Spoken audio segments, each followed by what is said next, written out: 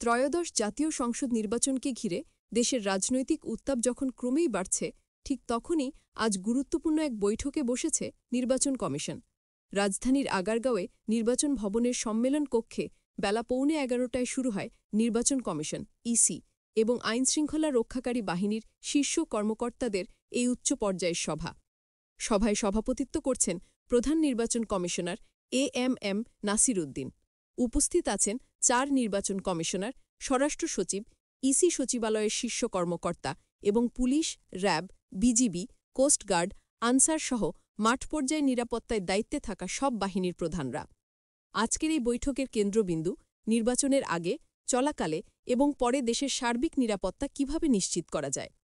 তফসিল ঘোষণার দোরগোড়ায় দাঁড়িয়ে নির্বাচন কমিশন জানিয়েছে, নিরাপত্তা ব্যবস্থাপনা, মাঠ পর্যায়ের প্রস্তুতি, ভোটকেন্দ্রে কতজন আইনশৃঙ্খলা সদস্য থাকবেন, কোন বাহিনী কখন মাঠে নামবে, সবকিছু নিয়েই আজ নেওয়া হতে পারে গুরুত্বপূর্ণ নীতিগত সিদ্ধান্ত। বিশেষ গুরুত্ব দেওয়া হচ্ছে নির্বাচনী পরিবেশ সুরক্ষায়, সম্ভাব্য চ্যালেঞ্জ মোকাবেলায় এবং সহিংসতা প্রতিরোধে।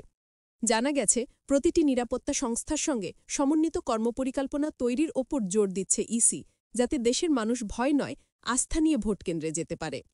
এর আগে গত 20 অক্টোবর প্রথম দফায় অনুষ্ঠিত প্রাক প্রস্তুতিমূলক বৈঠকের পর এবার দ্বিতীয় দফায় এই আলোচনা আরও বিস্তৃত করা হয়েছে।